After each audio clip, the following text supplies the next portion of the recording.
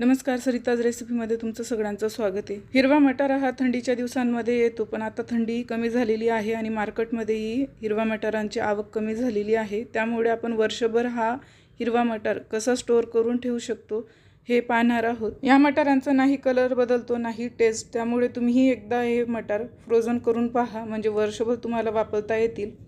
चला तर मग जास्त वेळ न घालवता व्हिडिओला सुरुवात करूया। इथे मी मार्केटमधून 2 किलो मटार आणलेली होती। त्यांना व्यवस्थित मी सोलून घेतलेला आहे, त्याच्यातले सगळे दाणे काढून घेतलेले आहेत। आता इथे आपण काही पूर्वतयारी करणार आहोत। तर मी इथे एका बाउलमध्ये थंड पाणी घेतलेलं आहे आणि त्यामध्ये बर्फाचे क्यूब टाकून घेतलेले आहेत। एका साईडला मी पातेलीमध्ये पाणी गरम करायला ठेवलेलं आहे। पाण्याला छान अशी आपल्याला उकळी आणून घ्यायची आहे।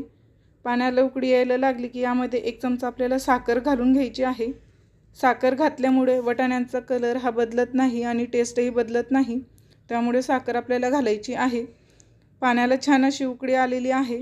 आता जेवढे मटार यामध्ये मावतील तेवढे मटार आपल्याला यात घालून घ्यायचे आहेत।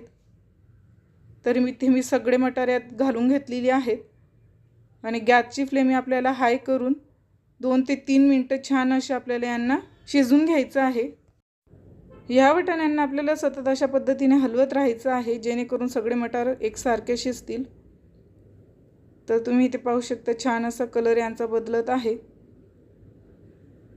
इथे जवळपास 2 ते 3 मिनिटं झालेली आहेत। आता आपण यांना काढून घेणार आहोत।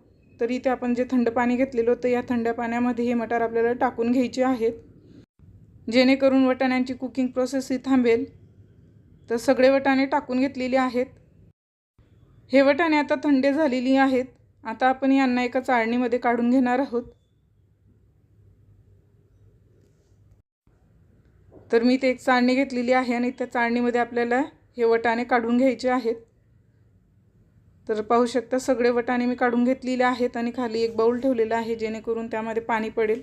आता हे वटाणे पूर्णपणे कोरडे झाले की आपल्याला एका एअरटाईट कंटेनरमध्ये यांना टाकून द्यायचं आहे। तर इथे पाहू शकता मी एअरटाईट कंटेनरमध्ये ठेवलेली होती आणि यांना फ्रीझरमध्ये ठेवून दिलेले होते। तर छान असे फ्रीझरमध्ये आपले फ्रोझन मटर तयार झालेली आहेत। हे वटाणे वर्षभर टिकतात आणि यांचा कलरही बदलत नाही, त्यामुळे तुम्ही एकदा नक्की ट्राय करा। हा व्हिडिओ तुम्हाला कसा वाटला हे मला कमेंट करून नक्की सांगा। माझ्या चॅनलवर नवीन असाल तर माझ्या चॅनलला नक्की सबस्क्राईब करा। थँक्यू।